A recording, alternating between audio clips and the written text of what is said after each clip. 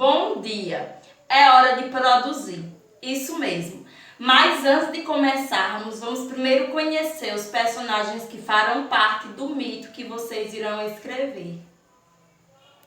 Zeus é o principal deus da mitologia grega, ou deus dos deuses. Entre os romanos era identificado como Júpiter.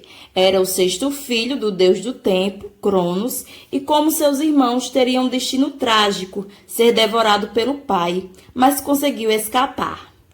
Era esposa e irmão de Zeus. Protegia o casamento, as famílias e as crianças. Entre os romanos era conhecida como Juno.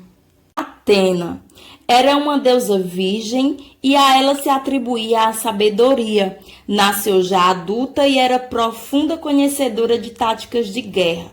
Foi ela que inspirou o nascimento da maior cidade grega, Atenas.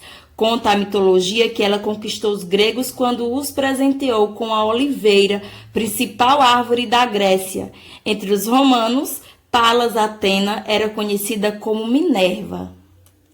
Apolo era o deus do sol e protetor das artes. Filho de Zeus, criou o oráculo de Delfos, que dava conselhos aos gregos através de uma sacerdotisa que entrava em transe ao aspirar vapores vindo das profundezas da terra.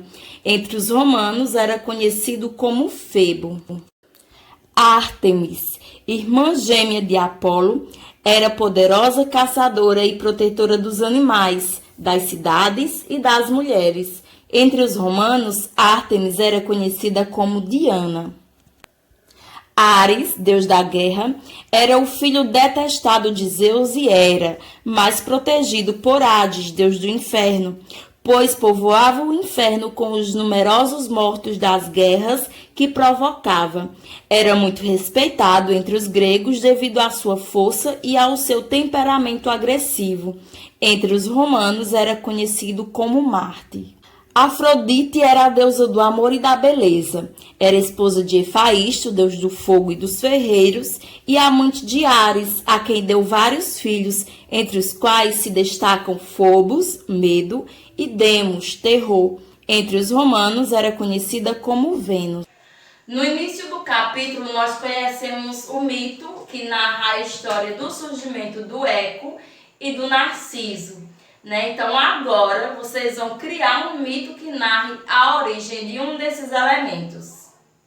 Nós temos como opções a neve, a chuva, o eclipse e o cometa. Então vamos planejar. É importante planejar a sequência narrativa, que seria, no caso, a cena que irá introduzir o texto, o conflito, que é aquele nó que precisa ser desatado, também o clímax e o desfecho, que é o nosso final. Faça uma pesquisa sobre as características do elemento que você escolheu. Imagine se ele pode ter vindo de algo muito bom ou de algo bem ruim. E qual a importância dele para o homem. Planeje também em que lugar mítico vai acontecer a sua história.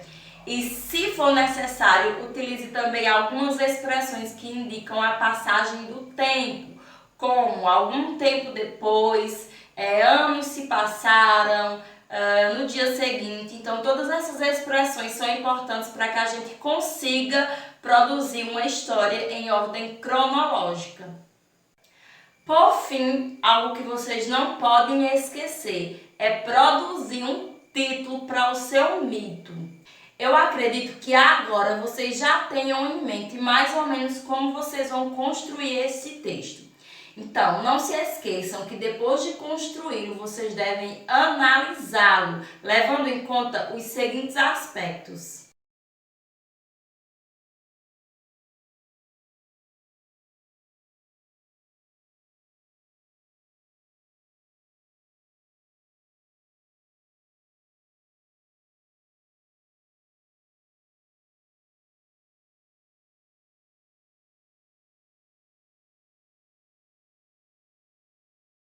Analise também a sua ortografia, a pontuação e a acentuação, além do desempenho linguístico e gramatical, como o emprego do plural, do gênero, das formas verbais.